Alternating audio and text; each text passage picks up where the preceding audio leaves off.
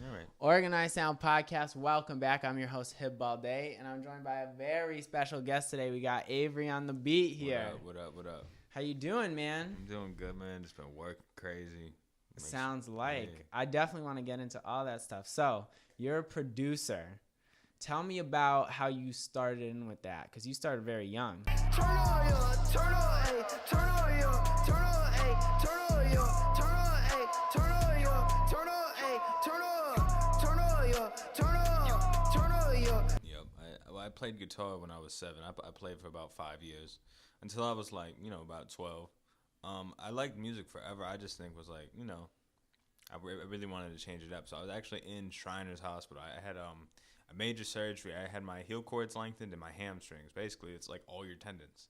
Because I have cerebral palsy, so my muscles didn't respond with my brain on it didn't grow with my body. Basically, the ligaments had to manually be stretched. So I was like, ugh. So I come out of the surgery room, and I was just off it. I don't know. I had an epidural. I had IVs with a bunch of stuff. I was knocked out. But I woke up, and then I picked up this guitar and just started playing it. I just liked music ever since. Okay. Yeah. And that's how you were able to connect. What was your relationship? Actually, getting a little closer here. What was your relationship with? What was your relationship with school? Well, I learned how to walk when I was 5. Like my first steps were at 5. Yeah. Baby steps were 5. So I went to school. It was okay. Kindergarten, I got there. I hated it. I was wheelchair bound. So I was really just sitting there in class, thinking, what the hell am I doing here? Because I didn't feel the same connections to the other kids. I was like, this is different. And eventually, just socially, it was just not my thing. But school's good, though. School is good. It just wasn't for me. I think that's important to kind of Right. know yourself. Okay, so how do you go from, that very physical playing guitar to the computer and very digital world of modern production? Well, I really just wanted to sit down. I think that was the thing, because you see guitar players just standing up playing and whatnot. And I'm like, I want to be behind the scenes. And I did rap, since I was young, since I grew up. I grew up listening to, obviously Biggie Smalls, Tupac, Mobb Deep, Bone Thugs. My dad was actually a traveler a lot, so he would be moving trucks, moving stuff with these companies. He went to about 48 of the 50 states in the span of just a couple years. But he would send me back these booklets, I'm talking 100 CDs at a time, of just a bunch of rappers and shit like that. So I would just sit there when he wasn't around. And where was he getting this booklets, physical CDs? Who knows? All right, so that was his gift to you. Yeah. So you gravitated to it. Yep. That's pretty dope. Your parents put you on to hip hop. Yep. Pretty much. I just kind of just sat there for hours and listened to all of them. Okay. Yeah. And so at that point, did you really understand, were you checking the music credits to see who these executive producers were and stuff like that? Or were you mainly focused on who was rapping? I was focused on who's rapping until I became a producer. Right. And so who do you like now? Who do you feel was your early inspiration for production? My early inspiration was Lex Luger. Lex Luger, he was one of the founders of the trap scene, Right. Because there was Drummer Boy, there was, Lil Jon. There was Crunk, then it turned into trap, and then Lex Luger was the trap guy. So Lex is definitely my early inspiration. I actually got the chance to work with him a couple years ago. Word. I did some collabs with him. We chopped it up. But now Zaytoven is the guy right now to me. I agree. His churchy piano swings are very iconic, and everybody, I feel like pretty much everyone who does trap music, their ear has been influenced by that. You almost can't escape it. So actually that brings us to another good point, these collabs, right? That's something that people talk about a lot in terms of strong opinions. Some people really like collabing, some people don't like collabing. So where do you fall on that? And then let's start with that. Where do you fall on that? So I don't have a problem with collabing. I think it's a good way for people to connect. Because when I started, I really wanted to collab with everybody, because I just wanted to network and, just get a feel for my own scene, like some producers might have a sound that you don't know how to make, so you combine those two sounds is great. You know what I mean? Especially like trying to get into the game too. Producers that have the upper hand, if you do collabs with them, that's honestly a business investment. Exactly, You know? because that person might do their thing on their end, and then you already have that relationship built in. Right. So now there comes that point where now you got a beat with, like, let's say when I worked with Lex Luger, that was a big deal. I was 14. Absolutely. 14, I worked with him. And what was it? I came home drunk from a party, and I just saw him tweet, "Oh, who wants to work?" I was like, "Oh, I want to work." And I was like, "I have $16 in my PayPal." Telling that to a legend. I got $16. He's like, "Oh, well, let me hear some of your work first." I was like, "Okay." And then 5 minutes later, he hit me back on Twitter. He's like, "Yeah, send that through." And then he sent me about 5 beats to work on. Wow. So I worked on 5 of them. And did it cost you your $16, or he did it off the love? $16, but when I hear stories, Cent.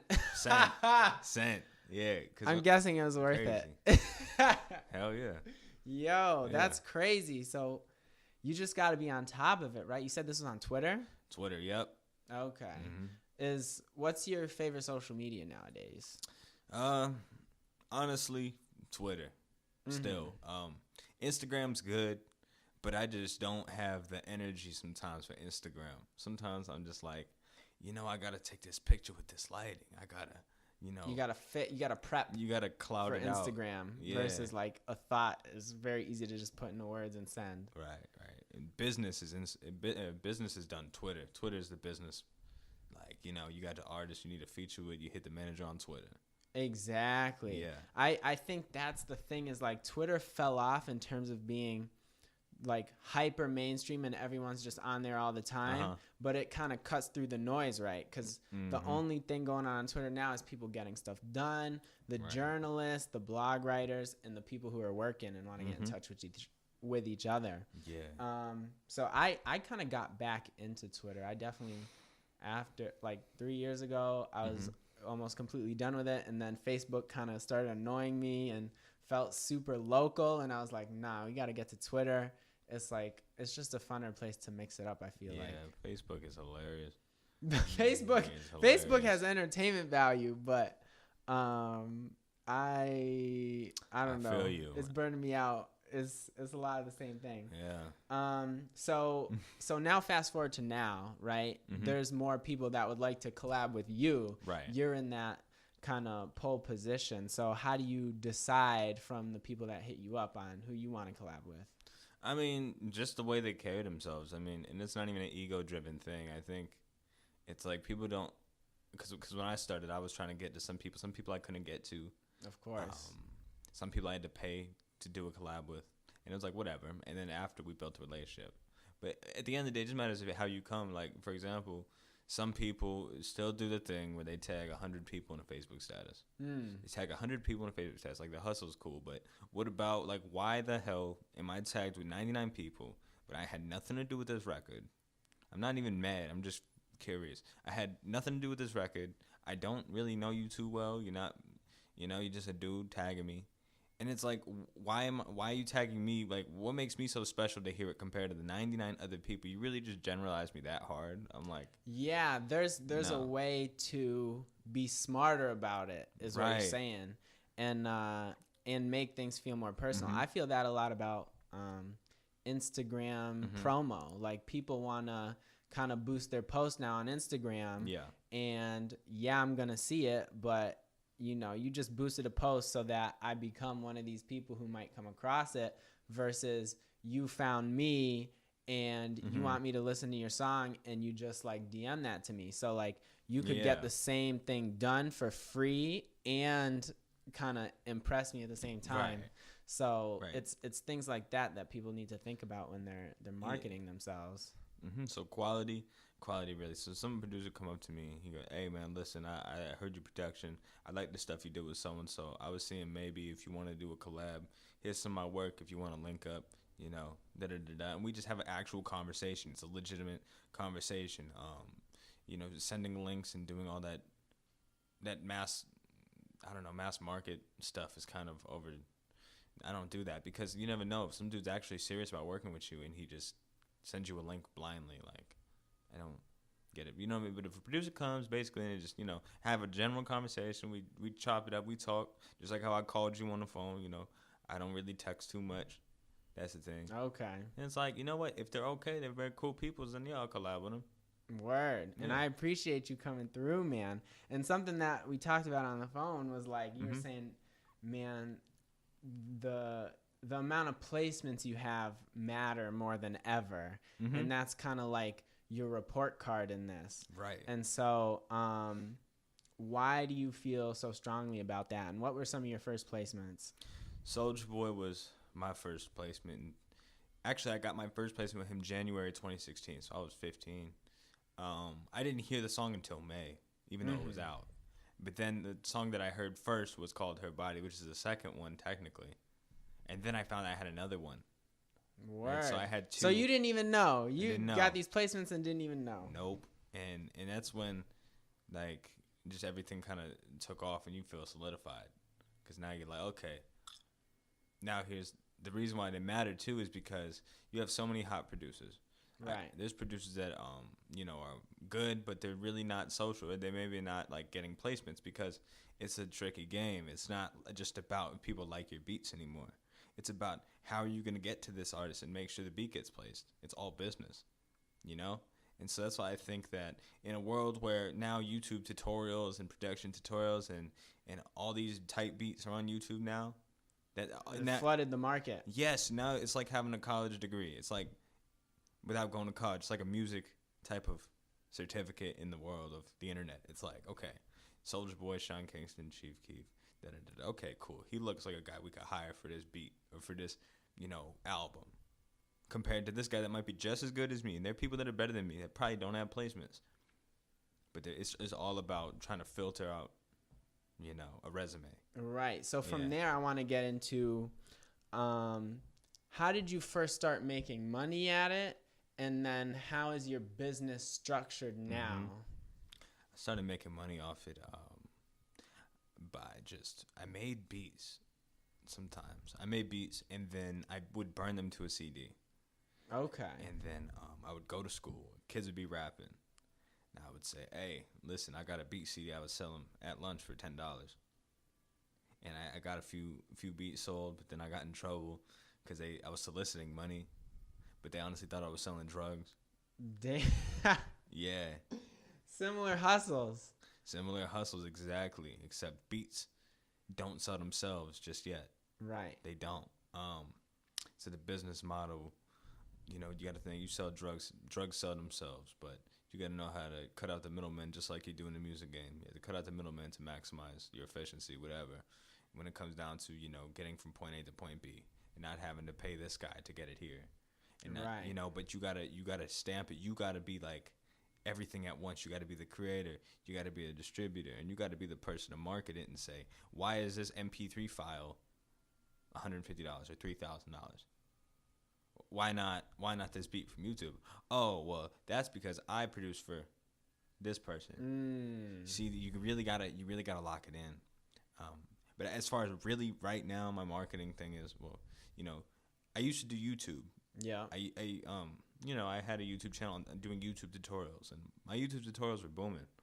I was getting 30,000 views each video. So you weren't putting up your beats on there and being like free beat type beat. You were doing the tutorial route. Okay. I was doing tutorials, and I was making beats, and I just did them to do them just because I didn't know whether I was doing the right thing or not. I just whatever. I'll just make tutorials. And this is 2013, 2014. Yeah. Not a lot of tutorials out there. There's a couple, but not right. Not I feel like Busy Works Beats was like the flagship right at then there. I got into beef with him. I don't like him. What's that? I got into beef with Busy Works Beats. I didn't realize that. Yeah. Tell that story. Yo. It's not 2010 anymore. All right? There's so many good producers on YouTube that are accessible to the internet. This is like free knowledge now. And Busy Works Beats is over here talking about what if I produce on a video? Like, what if I produce for 21 Savage? What would I do? And I'm over here thinking, bro, I got placements. I produce for people. Why are you gonna say what? Get there, yeah, go and do it. Like I don't know. I mean, I think that he's really dumbing down people a little bit because this guy is showing you how to open up FL Studio and bullshit. His beats aren't good. Not knocking his hustle or the fact that he is a good teacher for beginners, but you don't want to like teach people the wrong way to do things and then have to be corrected when they start getting in the faces of these bigger artists and shit like that, and wonder why their mixing's off. You know, it's kind of like going to school for music production, not technical stuff like engineering. Production. You can go and read about compression, decibels, and engineering, and how to EQ vocals and frequencies. You can read about that. You can know it, all that. But when it comes down to it, when it really comes down to it, nobody's going to be able to teach you the sauce by telling you something technical, right?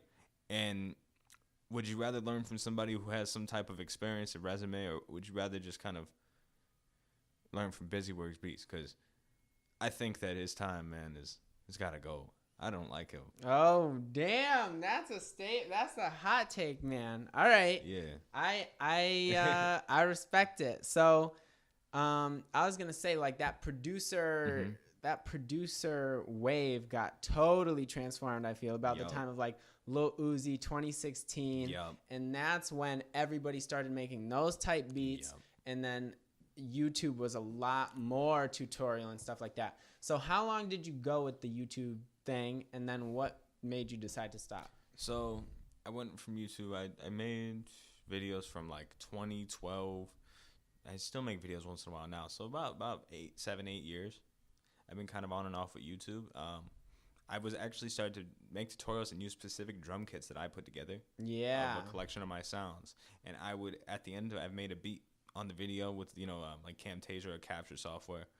After that, I would say, hey, listen, if you want the kit that I use in this video, the link's down below, and it's $25 for this kit or whatever. And I would sell drums, but I would sell a lot of copies of the drums after they saw me make a beat with those sounds. Right. I was moving sounds, but what made me stop was once I got placements, I was like, if my beats are too easily accessible, I don't feel like the value is going to be there. Right? Because you're essentially, it wasn't that you were just uploading beat, but like you were showing them how to make the beat and then uploading a beat at the end. There was a beat that could be taken at the end if people know the right way to do it. And people are sneaky, because I hear about like people who are very anti that type of thing where their beat can be stolen. They don't even want to send out snippets, because you can just loop the snippet, do it, and like get had that way. So how did you pivot from there? Pivot from YouTube? Right. I just really started uploading just beats after beats, and I really just was focusing on like the underground stuff, like the stuff that not everybody sees on YouTube. I was really like, okay, how am I gonna land placements with these rappers, like, and really get in contact with them? And that's where my networking really started. With Twitter. And learning how to socialize with people business-wise, getting after those, really researching these songs, saying, who produced that song? Let me get at them. How much you charge for collabs? This much. Okay, cool. Here's your money. Here's the project file I want you to work on. They send it back. It's got their stamp. It's with that, the thing too, the name on the beat matters. It's official. The name on the beat matters when the artists see it in their damn email. It matters. So when you have that there's really like a 50% chance of that getting placed to a major artist. And whoever their artist is could be, a huge artist, That's kind of how I pivoted from it. But I really just like went low and was like, okay, let me network underground and be secretive about it. Got you. Know what I mean? And then so if somebody wants an Avery on the beat, like, who is a rapper? Like an artist wants a beat from you. What do they do now? Email you? No, that's too much. That's a hassle. I don't like emailing people because there's no response. But I mean, I'm active Facebook, Instagram, Twitter, or I even have a beat store with like pre-made beats that are leased that multiple people probably have, but they just want a beat from me. Period. They could get it for like a discounted rate, like $50, $30, depending on the beat. Got you. What site is that on, or is it your own site? It's on BeatStars. BeatStars. I'm very familiar. So what makes you like that platform? Because there's a few platforms now. I'd say BeatStars is number one, but there's like Wave Supply, there's like Sounds.com, all this stuff. Yeah, I think so. I remember SoundClick. Yeah. Remember SoundClick?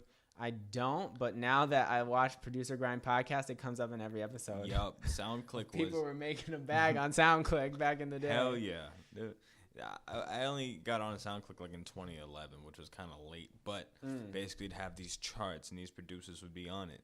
And you'd had to like get a SoundClick layout for it to look presentable. Then you'd have your catalog.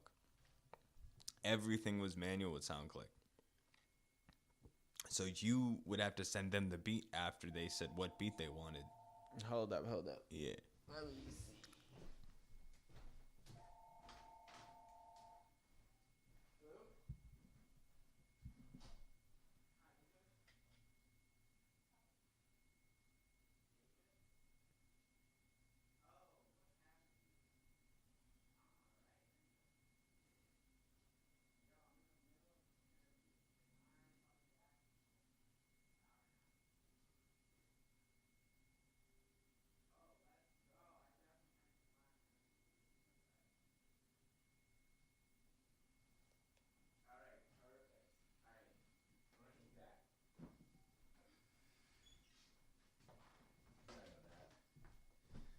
For my mom, which usually the house phones are. Yeah. But SoundClick, manual. What was manual about it? Manual means you would have so an HTML layout. You would pay somebody to code it, and so they would have these pre-made designs that you could have, and they would specify. So they put Avery on the beat now instead of like the type your text here design, right? So it'd be all HTML. You'd have to pay a designer to design it.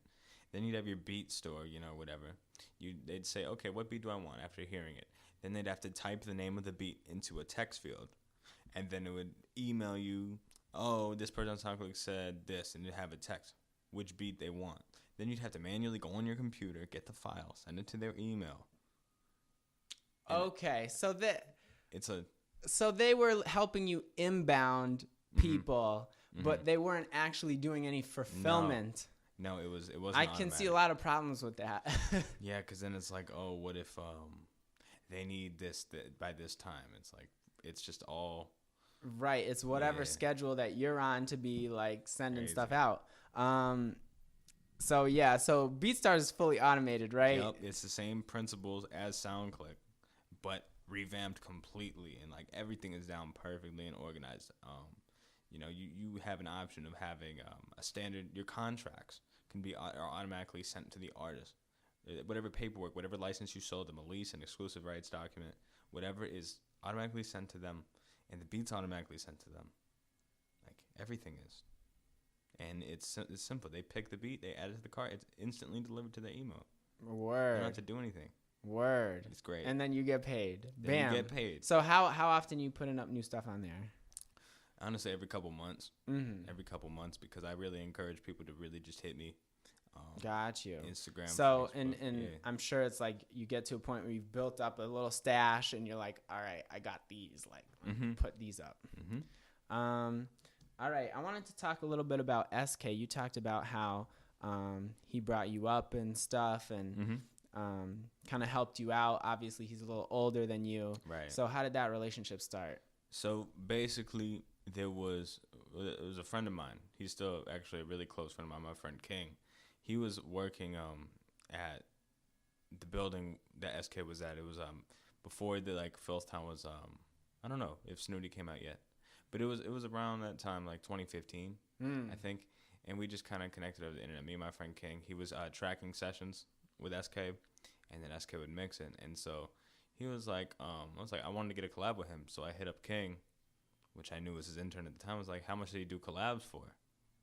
And then, he's like, giving me the saying, oh, well, he doesn't really do collabs with random people.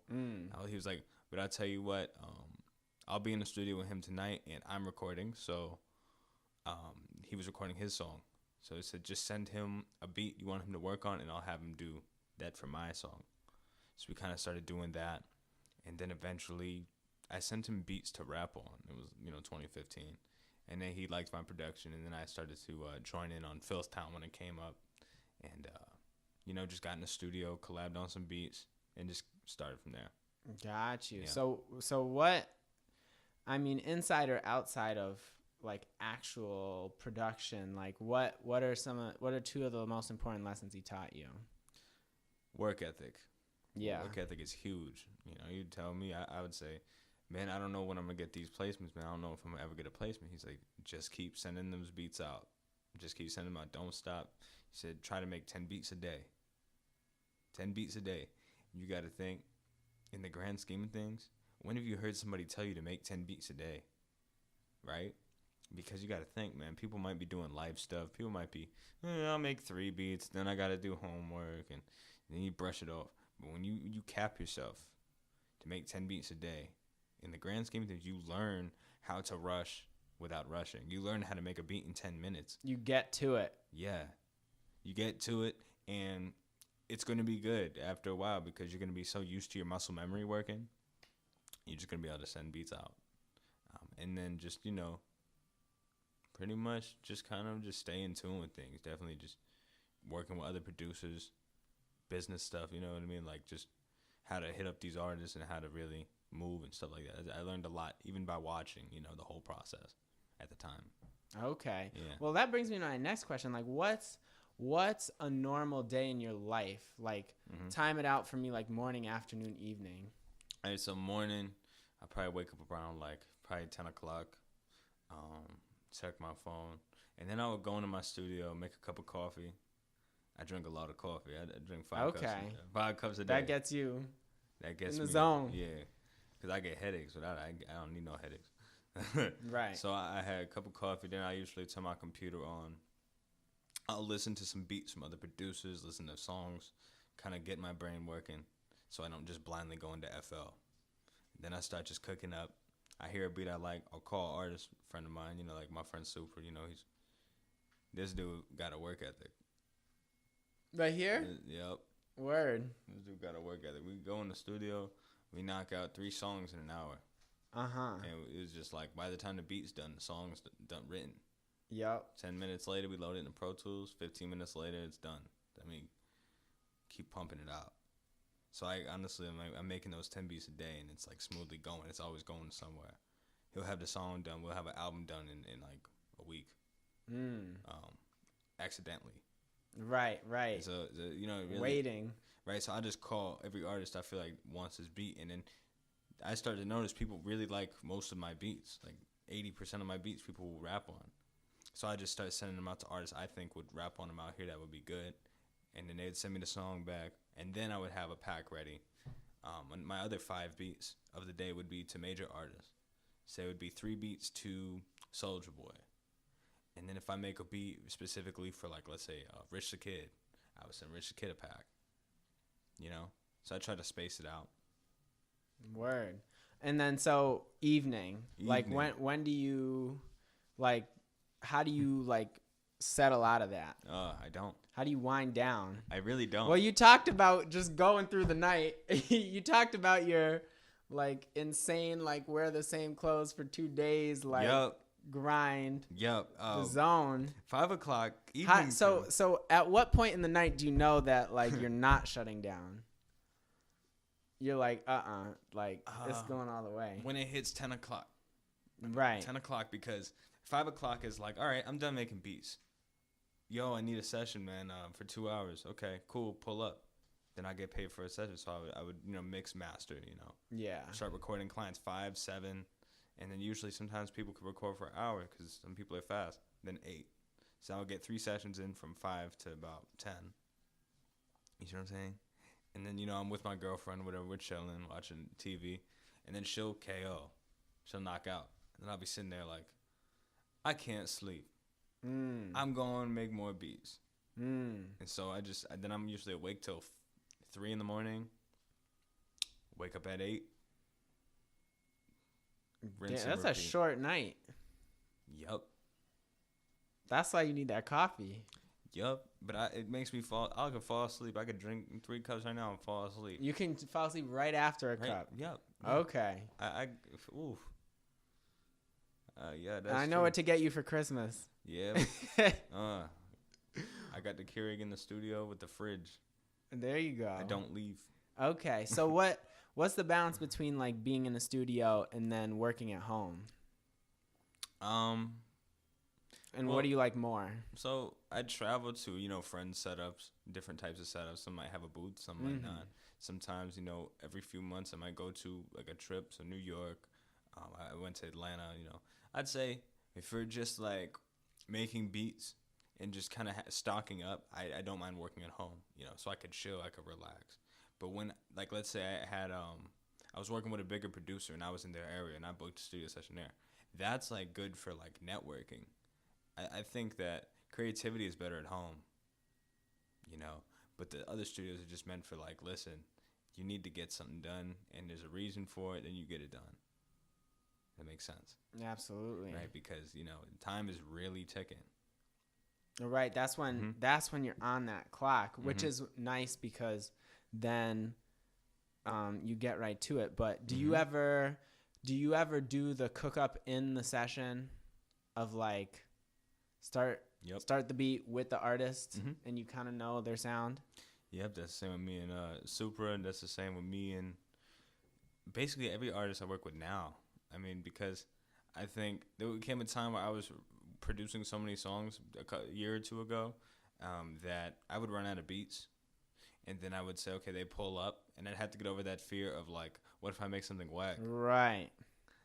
And so I just started making whatever. I'd start clicking random things on purpose, and just I didn't care. I said, you know what, a beat's a beat. Someone's gonna buy it. So I just kept working. Eventually, I started cooking up the beat in a session. They'd write the hook. The hook usually would be done by the time the beat's done. Then I'd lay it out. So about 15 minutes had passed, if that, 10 minutes. Then I load it into Pro Tools. They got the hook done. They record the hook. They do the ad-libs, and then the doubles, they do doubles. They paste the hooks to where the hooks are supposed to go in the songs. So if the song's laid out, there's a designated place where the hook is always going to be.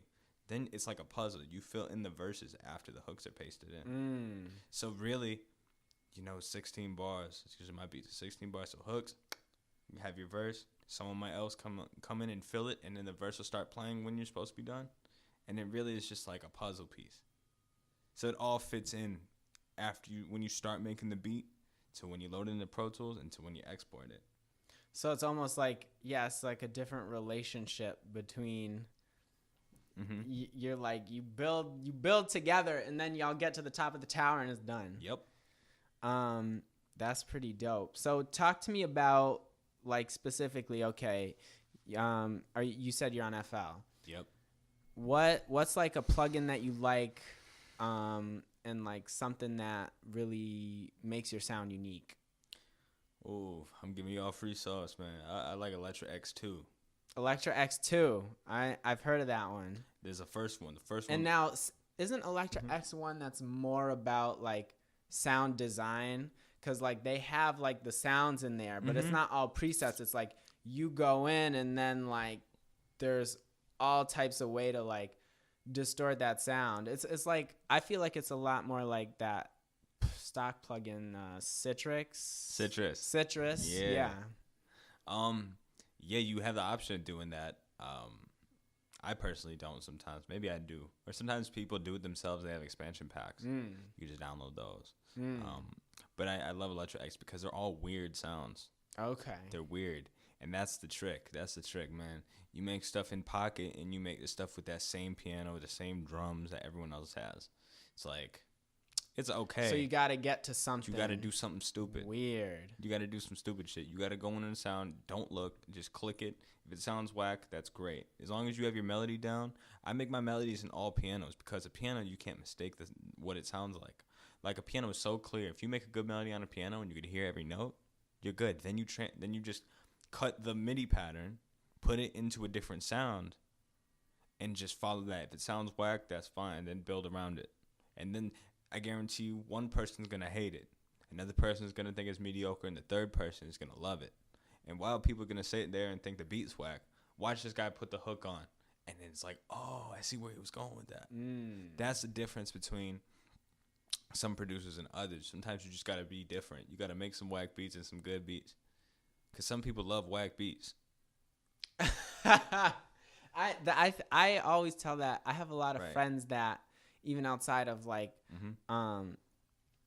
like production are just like very musically inclined, right? Guitar players, like we talked about, people who play drums, and like they'll be doing a live show, right? And they'll be like, "Oh, we were off key, da da da," and it's like the average listener doesn't know that. So of course, like a newer rap artist or like these people who are just like listening to stuff, if they haven't been taught this, and that, they don't know what's going on. They just like mess with it. So.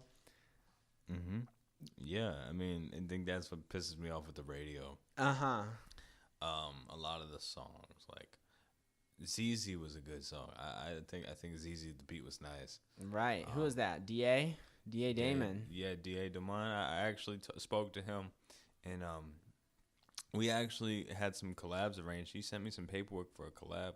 Before ZZ and all that stuff came out, and that's still on the table.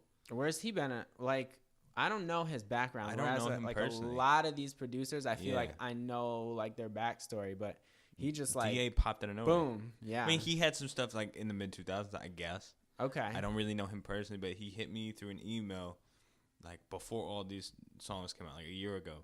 He's like, "Hey, my assistant gave me your information, and then let's work." He sent me this whole piece of paperwork and stuff like that. So it's on the table. I don't know about him, but he's pumping out number one. Is the now question. he's on a run. Yeah. Shout out to him. Yeah, DA don't mind. That ZZ record, is that the one it was? Yeah. The steel drums. That went viral before the song came out. Right. Just the snippet. DJs, just the like snippet. What do you call it? Like when the artist's in the studio and just like plays it like fresh off the fresh off the recording. Definitely doing his thing. But yeah, man. Like that beat was good.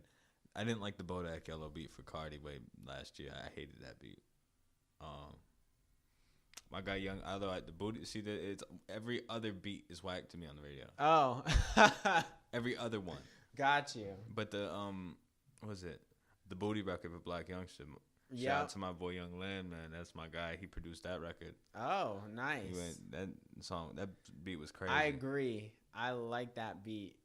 Black Youngster's a character too. He's like Fat Boy mixed with Yo Gotti. I'm done. He's like Fat Boy and Yo Gotti. For real.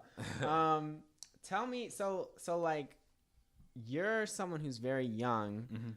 And you've got a long way to go, but you already have all this experience under your belt. Like, what are your goals? Like, what do you really want to do?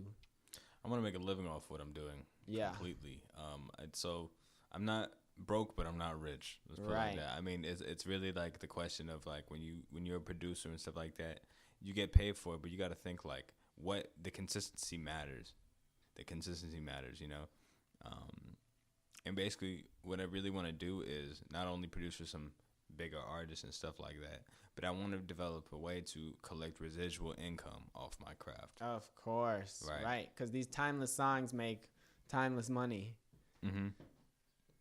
These songs, like, you got to think, you get paid your advance. This is some producer talk. You get paid your advance. I don't. Some might be going for anywhere from $2,000 to $10,000 to $20,000. That's cool. That's your advance money. Everybody gets their advance money when someone buys a lease or buys an exclusive. That's considered your advance. Yes. Now, the gamble is with streaming. Streams pay like 1/100 of a cent. Yes. Now, I think there's calculations on exactly what platforms pay what and this and that, right? But basically, you got to try to get all your money up front, if anything. And then you shouldn't really worry about royalties too much unless the artist is huge. Because physical CDs aren't sold anymore, which I think now if you produce for a big artist, it's not like you're just going to be able to eat off it for a year automatically. Because CDs were $15, $20. Now you're getting your cut off each song. That's money. But now when you're worried about singles that are streamed for free, but are collecting stream money, it kind of doesn't really pay out too much. But yeah, what's the path to residual income?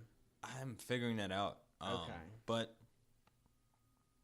maybe even starting a production company or like anything, honestly. Like if you think about it, if you start a production team and you have like a percentage on the people you sign to your company, and those people are number ones, those people are producing for these big artists, there's a way for you to get residual income. I feel like you got to start something, and you also got to monetize it a little bit. Kind of like you got to think landlords.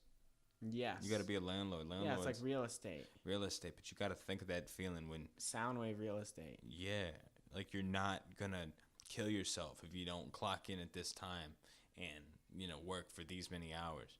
That's the ultimate freedom. I might be wrong, but it feels like residual income is the way to go, because you'll be able to kick back for a second while your bills are being paid in your sleep. Right. If you don't. Right. I forget who posted this. It was a producer, though. He's like, if you're not making money while you sleep, you're going to work till you die. Yep. I totally agree with that stuff, man. And I wish you the best of luck on that. I kind of want to talk more on this area that we're in. So we're here in Springfield, Massachusetts. A lot of new artists out here. Who do you like as an artist out here? My guy Joe Schmo. He's good. I've heard of him. He's good. He definitely got that delivery on lock. He definitely. My guy Reek Lauren. He's dope. Yo, I got the Reek interview coming out. I don't know if I told you that. Oh, you did interview him too? Yep. Yeah, Joe and Reek are like that. When you think Springfield artists, if you're not from here, you'll know Joe and Reek easily, like in 2 seconds. For real. You think top 3: Joe, Reek, SK, Philtown. But also out here you got Pasto. Chris is dope. I love Pasto's my boy. Yep, Pasto. And he likes working.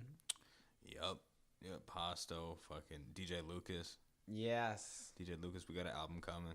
Really? We do, yeah. Okay. So we got, I think, 3 or 4 songs done off the album. We're probably gonna do 9-10 songs. He's on tour right now, but when he gets back, you're gonna finish that up. We're gonna finish that because we're doing half in person and half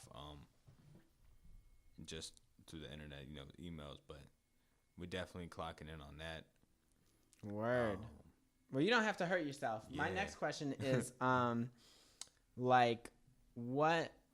we have a lot of great artists, and there's like a good amount of diversity too. Right. What do you think Western Mass needs to go to that next level and to get that national look? Investors. People need to invest in themselves. People need to invest in themselves. I invested in myself. You obviously know, like, SK invested in himself. Right. This person invested in themselves. Like, I feel like people play too safe. This is the first one. People play too safe. So they're going to think, I'm not going to make return investment if I spend this amount of money on a feature or this amount of money putting promo into something. Right? Because they don't believe in that. And when you do that, you're going to stay in the same pocket, doing the same things, expecting different results. And it's like, that's really what happens. You're not really an outlier yet. So I think if you were to really plan shit out and invest the money into this, then that's what it needs to get on the map. Because I don't know why, it just seems like the industry stops at Connecticut, Boston. There's Boston, New York, Connecticut, and then Springfield. But right in the middle. Right in the middle of everything. But so close to everything. 3 hours away is New York. Connecticut's 20 an hour away. What's the problem? And that's the problem. So the problem is the mindset. It's not the mindset and the fact that people just gotta get up and go. I totally agree with that. Having lived in New York a couple of years, I totally agree with that. There's like these connections that you have talked about making and stuff like that. They're accessible. You can access these people. You can do creative things with them, even if you feel like they're like way ahead of you and stuff like that, and it can be intimidating. You have to go for it.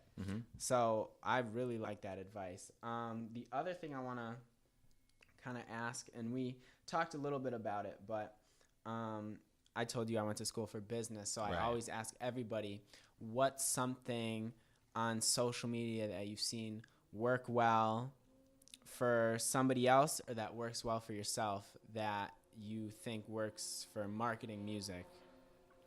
Marketing music, I'd say packaging it correctly. Like, packaging it is everything, because you can have the hottest song and mediocre artwork or mediocre effort put into an advertisement. Like we were talking about promoting Facebook things with pay-per-click advertising. Pay-per-click advertising is useful as hell. but you need to have things, just like you want to make sure that there's leads to where your advertisement is going, which is standard business. So you could have a million impressions, right? And I don't know, what if like 5% engage with it? Why not have 20% engagements on that? That's because, you need to be able to lead it to something. Mm-hmm. So I think basically effective advertising spanned out in the right demographic. So we're talking about this right now. I guarantee this demographic is 18 to 24, statistically, right? And then you got, New York, Atlanta here, the hot spots. Yeah. This is where you should target your ads. Yeah, you need to target your ads, exactly.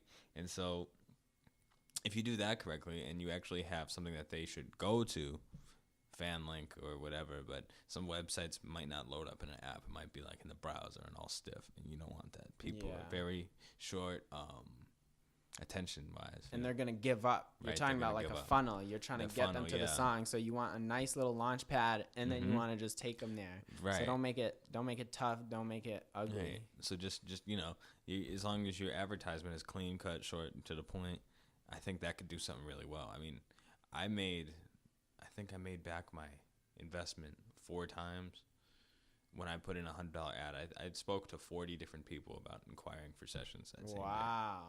Yeah, with pay-per-click advertising. If you did that correctly, like I had my resume listed, a high-quality picture with stuff, like, and my portfolio listed. Mm-hmm. He's saying, well, what does this have to do with me when you're scrolling down the feeds?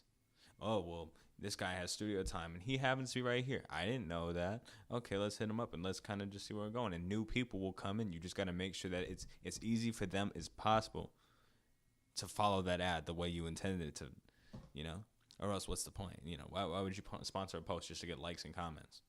Right. Why would you do that? That's not moving the needle. Right.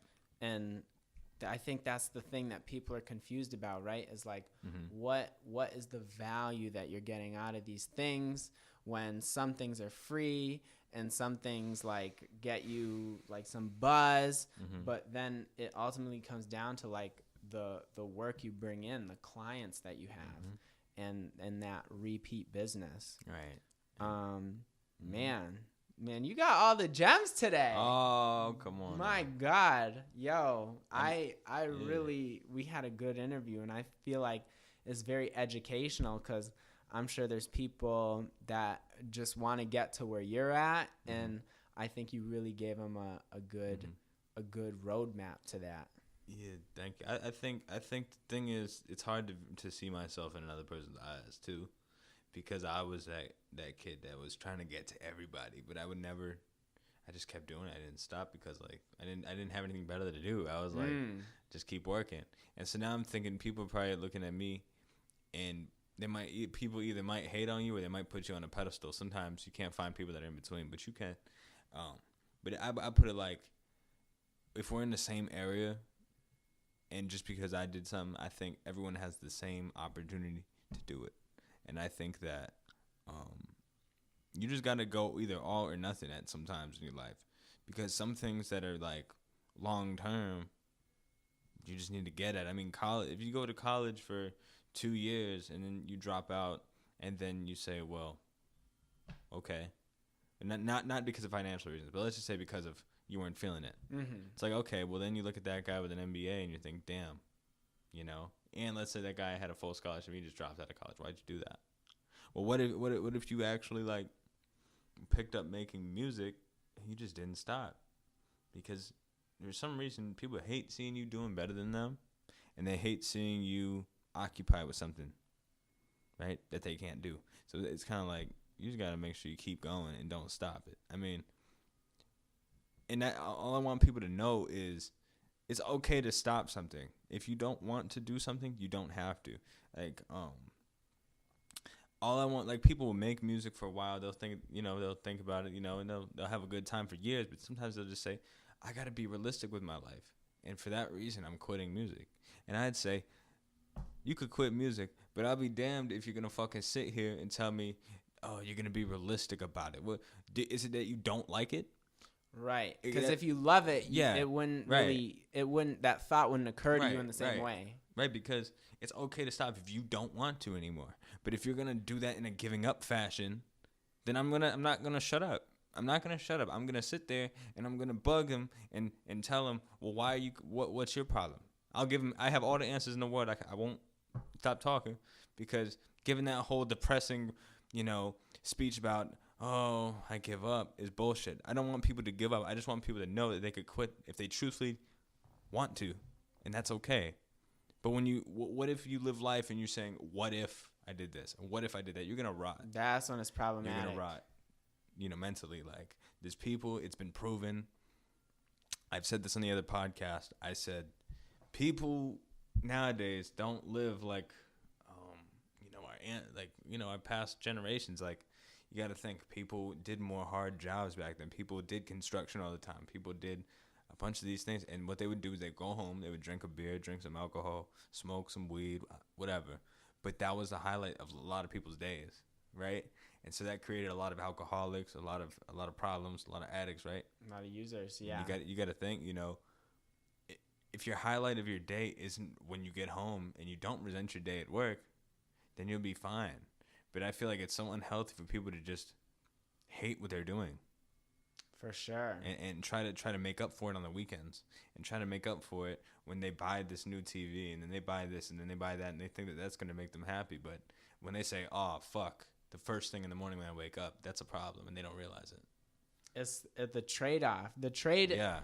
Like, being a sellout was like a really good trade-off back in the day. Yeah. And now the promise isn't there anymore. So I really agree with this too. This is something that I stumbled upon this week, is like, you got to love your work, because the money really can't make up for it anymore. No. You got to love your work. And the reason that is because this idea of being underpaid, right? I've worked like 4 jobs since I left college, in different fields, and like retail. I'm at a casino right now. I used to do advertising, and the common theme with everything is, oh, I don't get paid enough. Right. And we're kind of at that point where you're never going to get paid enough, because the machine can do too much of the work, and it doesn't make sense to pay a person to do it. So now you got to love the work. You have to love the work. I mean, I feel you. I mean, especially to a lot of people who went to college and they're fighting off their debts right now too. That's a burden. That's a heavy burden. Right. Because I actually, when I applied for college, I got my high set in the mail 3 days ago. Yeah. Congratulations. Thank you. And I applied for college a day later. Like, yeah, believe me, because I went to school. I went to school for 4 years. I went to the high school for 4 years. I as if I was going to graduate, but I didn't graduate. Because I had a few setbacks when my grandmother had passed away. One of my grandmothers had passed away when I was 15, so that was a hard time. And you know how they get to you and they like, yeah, okay, we'll give you a couple of days, and then they expect you to go back to school. But I was in like a weird mode. Like, it really fucked me up for no reason, because I was sad, but I was numb. I was very numb. So I went back to school and they were talking about a test, and I was like, I didn't believe it was real life. I didn't think that it was actually real life. I thought that. Sounds like you were still in shock. I was. In a lot of ways. I was, and I was in shock for months straight. I wasn't the same. I was thinking, like, this isn't real. People will go home and everything is different. People go home and get out of here. And this piece of paper doesn't mean anything. And so I just needed to go understand myself more. So, my grades tanked while I was making beats and doing what I was doing. I don't regret it, because I needed to work that hard on music, in my mind, to be satisfied, right? Because I resented school because of, like, that reason of, like, what am I going to do with this information? And I was, messed up, but what was I going to say? But I did go for the 4 years, but I left the day I turned 18. And I got my high set because it had an actual value to me at the time. It was like, okay, well, I don't feel like being behind, so I'm going to get a high set and go to college, and I have a reason for why I'm doing that. Not I'm going here at 8 in the morning and losing money until 4 o'clock. Yeah. You know what I mean? So it's like, but like I was saying, those debts, man, as long as those kids want to do that, that's cool. I see a lot of parents and a lot of people, even my own age, they go to college because why not? Or they go do this because. Well, it's some people really don't know what they want for their life, and I think we put a lot of pressure on that because it turns into this thing of you're gonna be doing this. We talked about the job you resent. Why don't you just leave the job you resent? Is because you kind of feel stuck. You kind of feel like it's the only thing you know how to do. So this idea of like go to college to do the only thing you're ever gonna know how to do. So then you come out of that and you're like, damn, like. What if that's not it for me? But I think people need to understand you can learn new skills. You can pivot. You can make your life what you want it to be at pretty much any point. And there's a lot of examples of that out in the world. Right. And I think you could do a lot of that core stuff and finding yourself in the world now, without going into school and having to pay these debts. You know what I mean? Yeah. The internet the internet. You can literally learn anything that, anything. Really? Anything. But the thing is, obviously, if you want to be a lawyer, a doctor, dentist. There's some of that stuff, but I want to point out with that stuff, those aren't 4-year degrees. You don't walk out after 4 years and you're doing that. No. You have to go for these other tests, and you have to go 6 and 8 years for that stuff. Yeah. So like really the only valuable 4-year degree that I see is computer science. Computer science is like that makes a lot valuable. Of sense. It's 2019. A lot of jobs inside that field, and I have a lot of friends who did that from just this area, and they're the ones who are doing the best right now. I believe it. Or even the medical field too. They get on pretty fast. You get an associate's right, because I mean, you get right to a hospital after 4 years, but you're not a doctor. No. But you get right to a hospital, so yeah, that's a great job to have, especially in the New England area, because there's a lot of big hospitals here. Shout out to doctors. I don't know how they do it. Right. That must take a toll on you. Oh, they're lifetime students in a way. It's like you never stop learning. Yep. But I mean, I think it's important to be a lifetime student if you want to maintain any type of success. Exactly. That's how I think. You just never stop learning, that's what I think. I think education tells you what learning is, but you got to educate yourself too. Yeah. Because I think without educating yourself, especially now, school doesn't teach you everything you should know. That's why you got to go out and you got to do at all. Right. That's everyone's big complaint with the academic system right now. I mean, spitting back information that you're not going to use in your life that isn't going to help you. Only pass a test, right? But what if schools were more accustomed to developing people the way they want to be developed? Like, instead of failing an algebra exam and saying, "Oh, well, I failed algebra and now I'm staying back." What about okay, well, why don't you just have the essential math, like financial math, instead of algebra, and then say, okay, well, I want to do this specifically.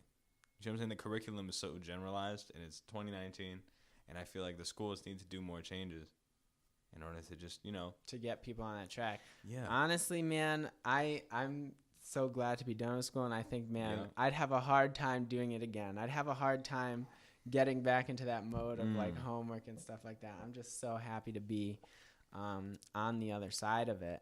And I think you're a really smart guy, so I'm really glad that you're gonna go to STCC like you said, and I'm really glad that you have this idea of let me not run this debt up too high, because that's what ends up happening in a lot of these cases. So you come out of school with like a little bit of debt, and then you're gonna have this skill that you have and be able to work at that, because you're going to do a little bit of both, and that's the best way to tackle it, in my opinion. Right. And that's my biggest regret, honestly, is like I went all the way through school before I did any type of like podcast stuff, working with local artists, anything, and I'm like, damn, like I was like, that's time I'll never get back, where I was just in the bubble. Yeah, I mean, that wasn't a bad idea to go to school, though. I mean, you can't knock yourself that hard. Right. People, that bubble. It's like that. It's a two-edged sword. It's like people would love to have done that. And then, so why am I going to be mad at it? Yeah, like, how old are you? I'm 25 now. Oh, well, don't worry. I'm way older than you, boy. Boy, hey, Everybody older than Avery. Right. Everybody's older right. than Avery. You're used to being the young kid around. Everybody, I'd say people are at least, the majority of people are at least 5 years older than me or more. Right. But that's a good way to do it, yeah. though. You collect a lot of other type of wisdom that way. Yeah, I mean, I can't stand people my own age too much. I think that they don't have. I mean, well, I think me having cerebral palsy is what did it. I don't think of my age. Like, knowing that I couldn't really run around and be an athlete. Or like all this stuff, I had to really sit down and think, what the hell else am I going to do? And I just happened to stumble upon something productive and just stuck with it because I had that get off my ass mentality and like go do something. Yeah. And I felt like I was losing out on social stuff. My parents, I live with my great grandmother. I don't live with my parents. Okay. My great grandma, she's 72, kicking. Sent you to what?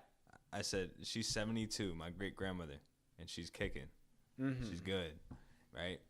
She's old school, so she is funny. She's the most unfiltered person ever, and she doesn't know too much about how exactly the world works now. But it's put like this: I just knew that work ethic would pay off just from like watching her, because she raised 8 kids in her whole life, not hers, but 4 of her own kids and 4 of the other family members' kids in her life, and she worked in a factory from 18 to 60.